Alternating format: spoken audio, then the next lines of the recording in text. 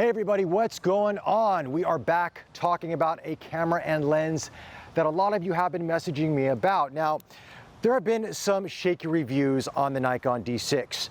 The way I do reviews is I watch them, but I come in with a very non-biased approach because I'm a big fan of Nikon, but I also want to try out the camera to see the pros and cons of it and let you guys know my thoughts. So that's what we're going to do. Now, I haven't had the camera for a very long time. It's the first impressions. But nonetheless, I think we pretty much got a good gist of what this camera can do.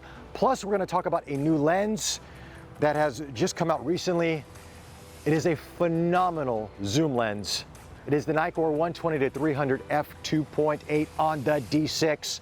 Let's talk about them.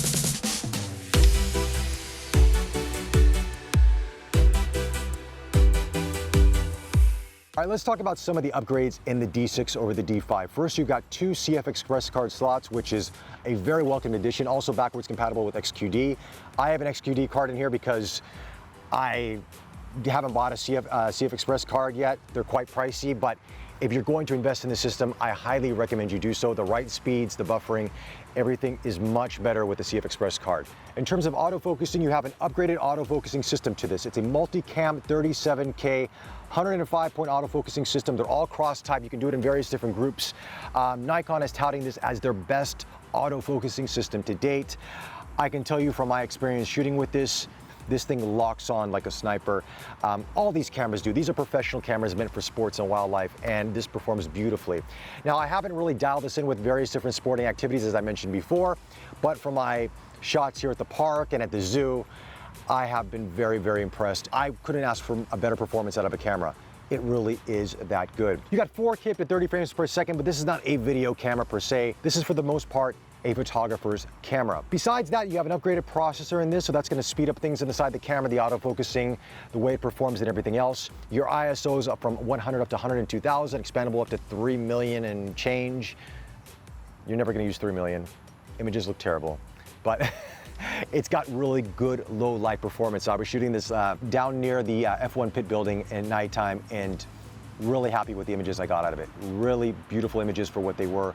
Extremely low light, pushing the cameras to its limits. No issues at all with that. Besides that, you got a touchscreen interface through and through. You can swipe up on the images, swipe to the left and right. You can highlight, rate them. You can filter the images through that. So you've got a lot of different variations through this that can really help you in terms of sort of filtering down those images. Because when you have a camera like this, you are going to shoot thousands of images at a go, especially at a sporting event, a concert, where you just want to sort of wind them down into a more,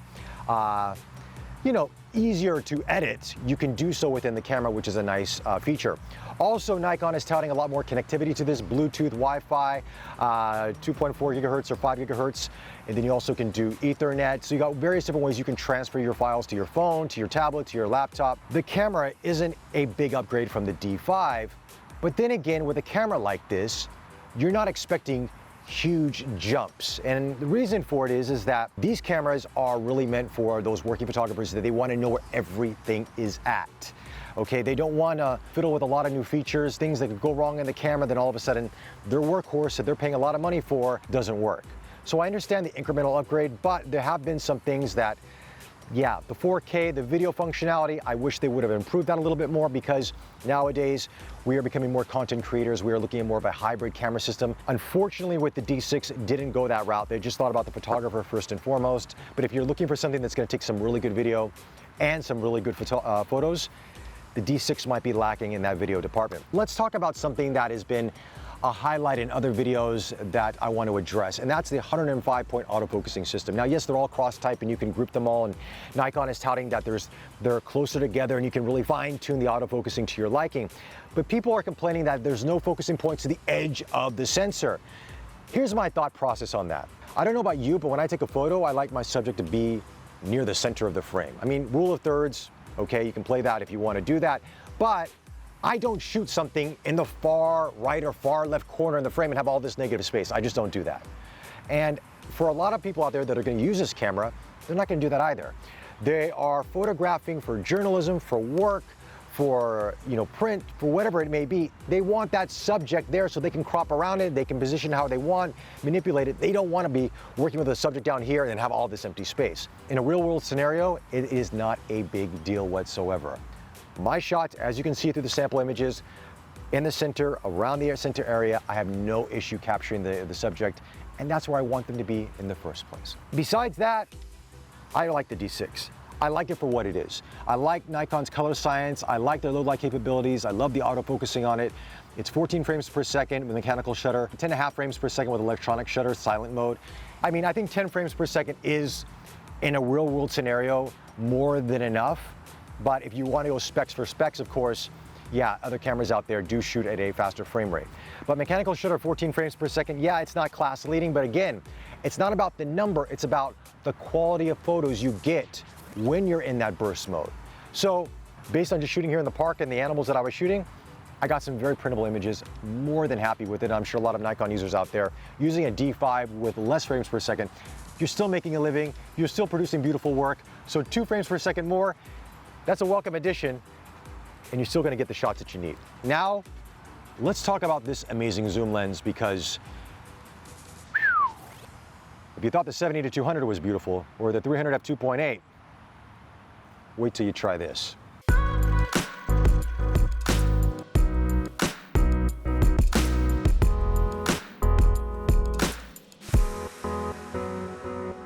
All right, so now we're gonna talk about possibly one of my favorite zoom lenses I have tried to date, and I've tried a number of them.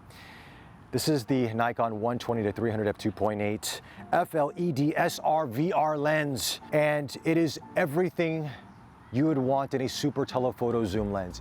Trust me. And Nikon has made some great zoom lenses. I mean, the 70-200 f2.8 Z mount lens we reviewed. I don't know if you'll see that review by the time this comes out because it's embargoed, but I can tell you it's phenomenal, and it is probably one of the best 70-200s I've ever used. This lens equals and exceeds those lenses and even prime lenses from Nikon. Yes, it's an investment. You're gonna spend around 10,000 US dollars in change.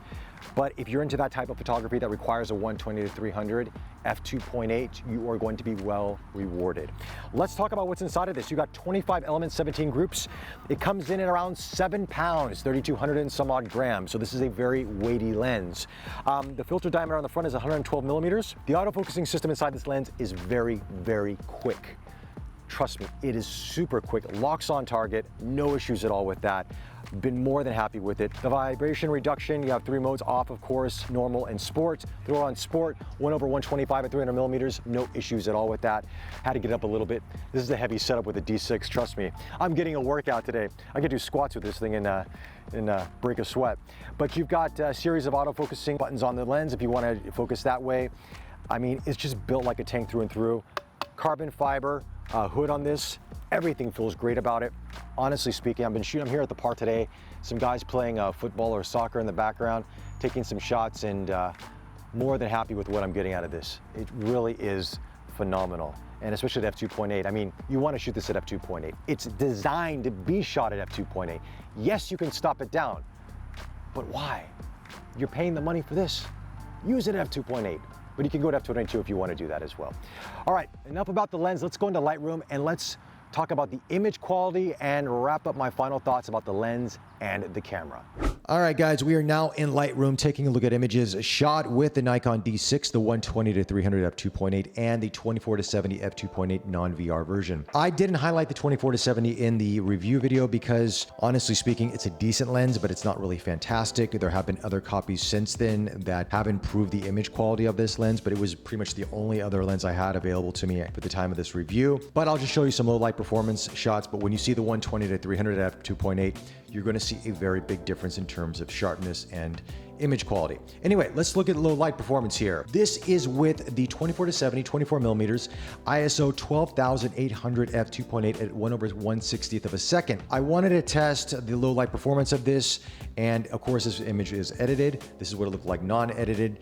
I just want to take a little bit of the blue out of there, and it looks pretty good. I mean, there is some noticeable grain here. It's not a sharp shot. Again, it's f2.8. If I would have stopped down, I might have got a little bit more sharper of an image, but again, it was lower light, so I was trying to capture as much light as possible. But it's decent enough for social media, and for anything posting on the web or so forth like that. But if you're gonna print this, of course, you would probably wanna get a tripod and do, let's say, a longer exposure time to get a really sharp shot. Here's another image I shot, low light performance here. Again, this is edited. It was a color shot. This is at ISO 12,800 again, 58mm F2.8, 1/60th of a second. I tend not to go over 12,800 for images when I'm shooting it, regardless of the ISO performance of cameras, because I always feel that, yes, they tout all these huge numbers, but the reality of it is, if you want to have some sort of detail in your image, you don't want to really kind of push the ISO really above this point because it will suffer over time. I have seen some cameras that are the exception, but for the most part, this tends to happen with the majority of cameras that I've used. Let's take a look at close-up on this. This is a very low light scene. As a matter of fact, when I was looking at it from the naked eye, it was darker than this. I barely made out the people. The camera was already doing a pretty good job just exposing this image. As you can see, the details in the building are pretty decent. There is a lot of grain in this image. Of course, it was really low light, but changed to black and white, a little bit of noise reduction. It's a very usable image. Here's another shot of my dog. I was walking her that night. Now, again, I want to show you a little bit of the dynamic range to this. Let's take a look at the shadow. If I want to do some recovery here, again, you're going to see some breakup here in the image. This is a raw image, but nonetheless, I am really pushing it beyond its capacity. But if I just adjust it to about 55 plus 50, still very usable. Bring the highlights down a little bit. There is room here to play with on the edit. So there is some decent dynamic range in these images. Of course, it's not at the level of other cameras out there in terms of dynamic range, but you definitely can rescue some images depending on the situation and the lighting conditions. But this is just more of an extreme situation, just to kind of show off the performance of the camera and lens. Now let's move on to the 120-300 F2.8. I was at a park shooting some kids playing football or soccer, depending what part of the world you're at from. And this was a great shot once again. Very sharp. Yes, I did edit this image a little bit. Let me show you what it looks like unedited. A little bit flatter, but again, I just add a little bit of contrast, take down the green a little bit, pump up his shirt, a little bit of exposure around him, and he looks really good in this shot. I'm really happy with this as well.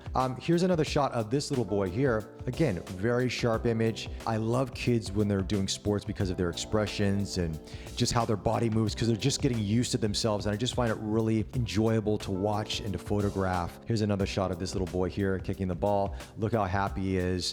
I love the composition of it. And again, if I was to show you the original image, yes, it's very easy to edit to get to where you want. This is my preferred edit, just the feel that I had for this image because I wanted the red to stand out. Another shot here, him running around. Love this shot, love his expressions. Here's another boy kicking the soccer ball. Again, fast action, it tracks, it locks on fantastic. I put on the all autofocus setting, so it just automatically just does what it needs to do. Now let's just show a portraiture. Now this is Jay. He was our camera guy here, and he's also an intern with us. He's been doing a great job on a lot of our videos, and I wanted to shoot this portrait of him. And I love the detail. I mean, look at this. Look at this going into the eyes. I mean, it's just such a sharp image. Really love the look of it. Again, this is the non-edited version, if I want to go in. As you can see, this is a really clean image. As a matter of fact, my edit might be a little bit too much, to be frank with you. If I'm putting it on social media, I want it to be a little bit more sharper because of the compression of those situations. Even here on YouTube, if I would edit for print, I would bring all that down and just let the natural sharpness come alive in the image. And it looks fantastic. Look at that. Look at this. I mean, look at the hair texture.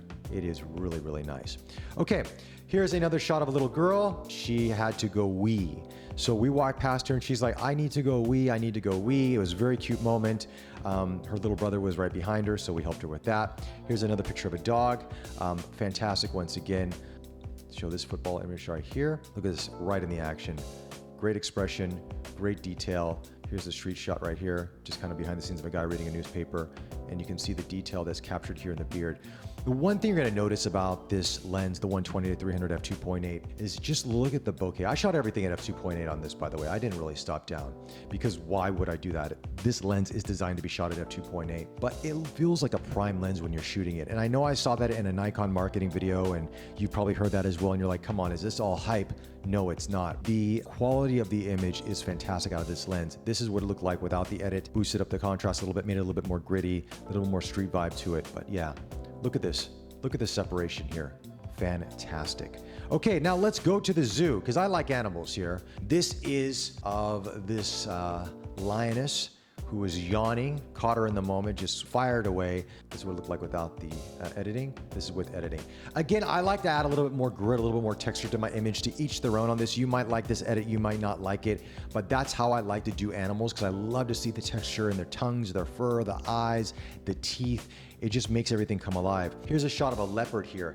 Now, this was interesting because the minimal focusing distance on the 120-300 is about 2 meters. So this leopard was actually behind glass, and I was in this little booth area, and I just got as close as I could to be in focus. And we locked eyes. She saw this massive lens in front of her, looked at me, I looked at her, and I just fired away, and really happy with the image. This is what it looks like when it's not edited. So there's a little bit more haze because of the glass there, but I thought if I just bring that down in Lightroom, a nice, beautiful image, and I love the colors on that. Here is I'm not the best on animal names here, but this was at the zoo. I just love the positioning, the hand to the head, just kind of pondering for a moment. And it's just such a sharp image. I mean, this is really, really sharp image. And this is cropped in quite a bit. To give you an idea here, let me show you how cropped in this is. This is what it looked like when it's not there. This is how it's cropped in right there. So if I was to pull this all the way out, so you see how much I can pull into this and still retain a lot of detail. It's really, really impressive. This chimpanzee here, again, this might be a little bit over edited, to be honest with you. This is what it looked like naturally. But again, I was dealing with a lot of harsh sunlight. It was that time of day and shadow, so I was trying to bring things up. But again, the dynamic range is there. The sharpness is there, the bokeh. Look at the separation from the background. It's just really, really nice to see.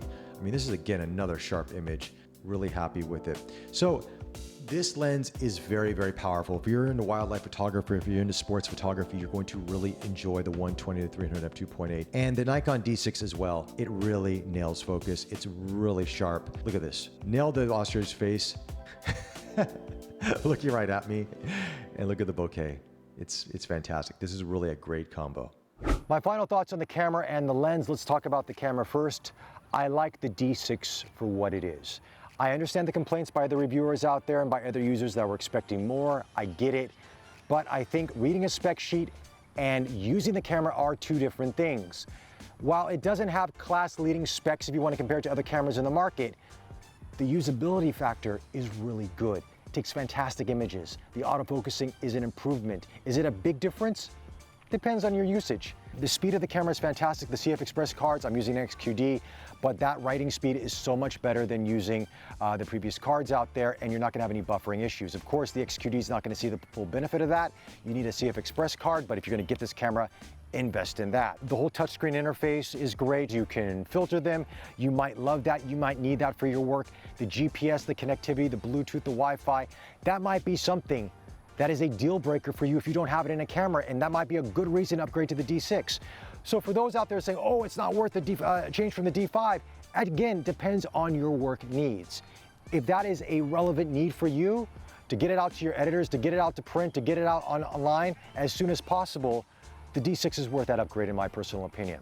Now let's talk about the lens. As you saw in Lightroom, and you've heard me rave about the lens through most of this review, it's fantastic. It is one of the best super zooms I've ever used to date. I would love to put a teleconverter on this and really maximize the length, because 120-300 is fantastic, but it is a very heavy lens. But if I want to go to the zoo, or I want to go on a safari, or if I want to go shoot a sporting event and I need that longer reach, at f2.8, I throw that teleconverter on there. I've got a 5.6 lens that is more than adequate. That's going to give me some fantastic shots. So for those who are on the fence about it, rent this lens, borrow it from a friend. If you have the means and you want to buy it, buy it. You are going to be more than happy, and you're going to be really well rewarded with a beautiful lens that's going to last you for years. So those are my thoughts on the camera and the lens.